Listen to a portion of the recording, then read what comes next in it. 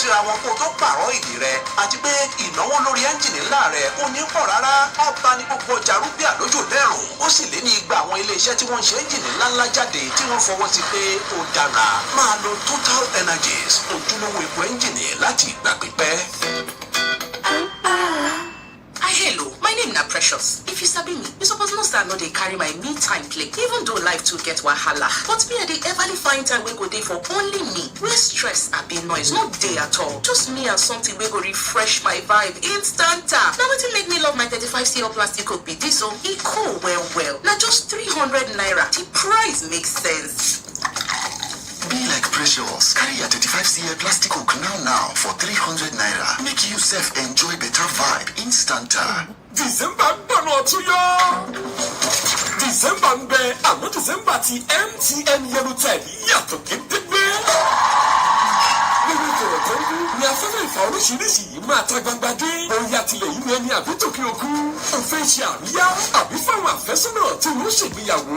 MTN Yellow Tide ṣetán láti dé ìrìnpẹ̀kẹ́ rẹ̀ lákòókò yìí. Àríyá aláìlẹ́gbẹ́. Àǹfààní ìyá tabára lè tabára ọkọ. Má sùn falala sẹ́nu ẹ̀ kí àkókò yìí má bàa fò ẹrù. Dìde fúyà ṣàbẹ̀wò sí yellowtide.mtn.ng báyìí láti ṣe falafolo pẹ̀lú MTN Yellow Tide.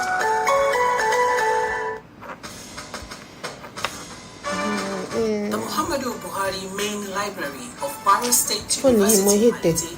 ṣé tó bá ti fi lè kúrò lórí nǹkan tó ń ṣe lọ́wọ́ báyìí tó bá minimize phone page yẹn tó bá ó máa refresh kí ni ẹ lè ṣe sí.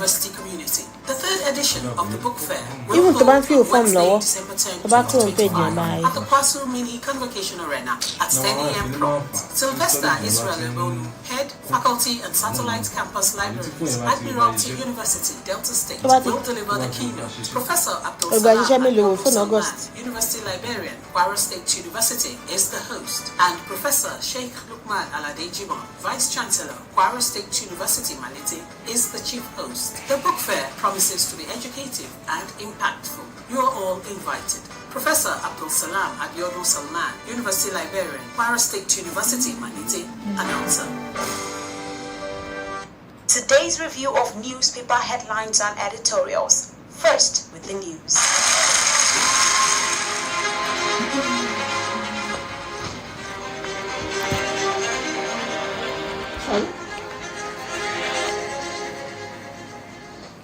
Studio time is 9 o'clock and you're still listening to Sobi 101.9 FM in Lorry, the Tuesday edition of today's review of newspaper headlines and editorials plus analysis with Mariam Afolabi, Adebayo Abubakar, and Ayubola Angla and you. Before we move away from insecurity, and this is an headline that talks about some of the things that we mentioned earlier. Killings, US delegation holds talks with Benue clerics and monarchs. So look at the story. It says the United States delegation on fact-finding mission over alleged Christian genocide in Nigeria was in Benue State yesterday, where they interacted with Catholic bishops and the Tiv traditional ruler. U.S. Congressman Riley Moore discloses in a post on Monday, expressing strong support for Tiv and Christian leaders from Benue State. So let's talk about the approach that the U.S. Congressmen and the United States they are actually having in should I say collaborating with Nigeria in tackling insecurity in Nigeria, especially with this particular headline.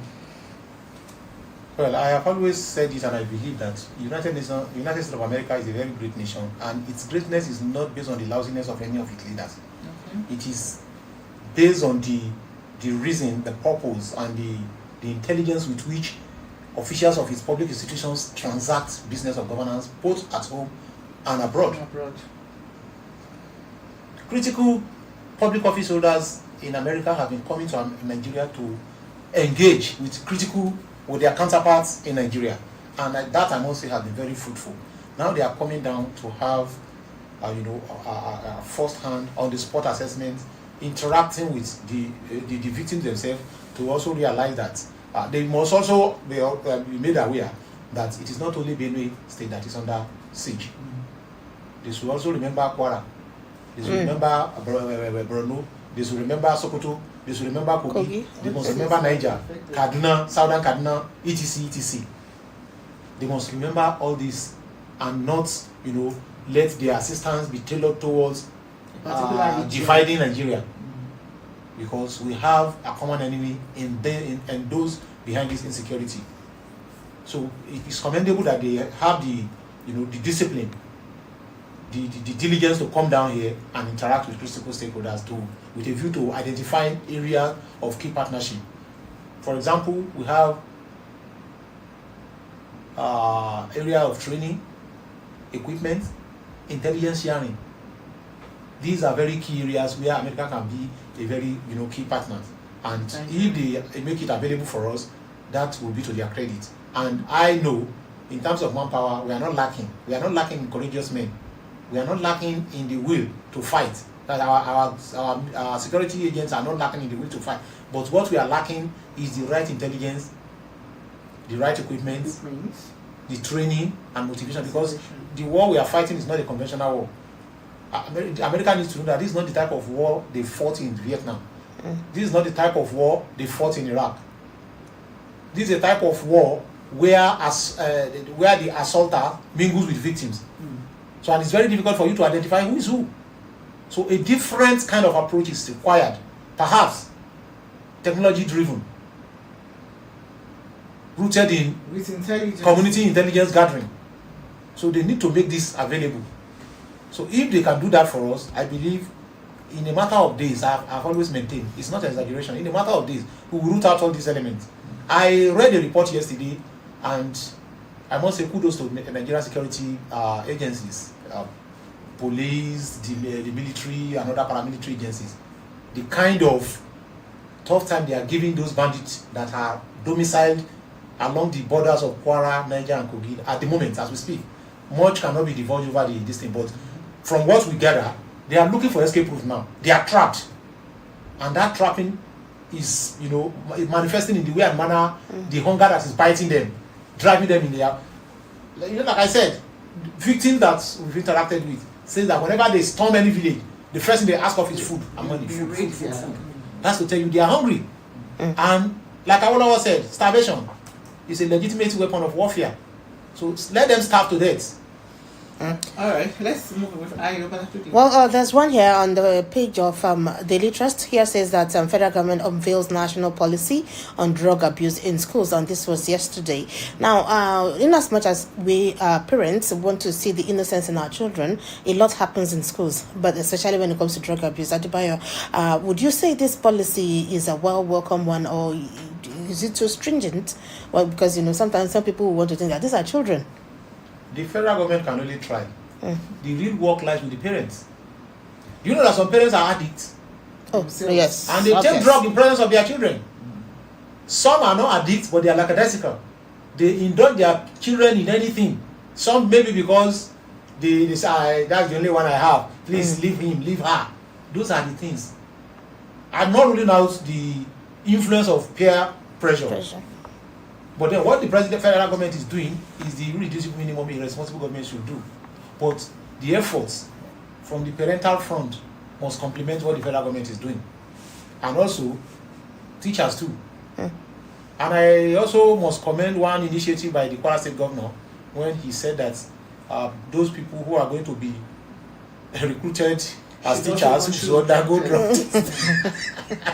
It is funny but very key, it takes very somebody who reasons, there's from common common nonsense you make common sense.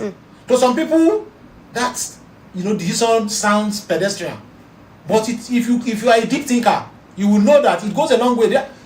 Some teachers are drug addicts. Some, please underline the word some. And it is not the responsibility, it's not the fault of the institution, the recruiting institution. It's not the fault of their union, but the fault of that individual. But it is good now that within the institution, a mechanism is being developed to filter out these bad influences on the children.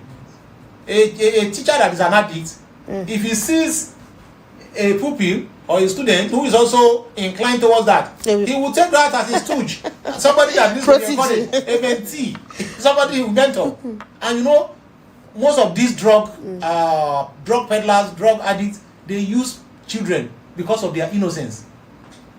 If an NDLE officer now sees somebody who is underage, they might not suspect that this person could be bearing drug. on the instruction of an adult. There was a time that the Kwara State Command here arraigned some suspects. Among them, I saw 9-year-old. Okay. We interacted with them and they said she was, if you need to see the way he said, even one said his coach, football coach, always send him to go and get, I don't want to mention names. So these things are there. So it's a commendable one from the federal government, but the campaigns will start from the home front. Parents will not overindulge their children, and they should also stop abusing, particularly in the presence. A drug abusing parent will send his child to go and buy this also and so. Some would even go as far as even videoing themselves and posting it. The parents in front of the children, so you're right. All right, let's pick our first call for today. Hello, good morning. Your name and where you're calling from, please. Okay, Mr. Rotimi, your contribution quickly.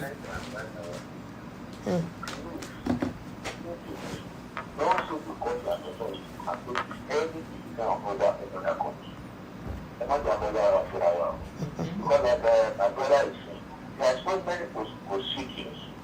All these are can say intervene in another country. If democratically is go on and do it, see how Donald Trump takes all the process. If people you have a one year, Donald Trump, if it's not the end, if people go and tell those people are living in the president here. It is not. See how the procedure is going. Let them go like democracy. And was obey the democratic government. You cannot do anything else. Okay. All right. Thank you. We have to go for this commercial. Before we come back, we'll take more calls. Please stay tuned. Yes, so this is Jolly Johnny on the streets. How well do you know Magic Chicken flavor? Oh, yeah, smell celery. My dear, comments come on this quick. Bros, you want to know the salary? Okay, spell turmeric.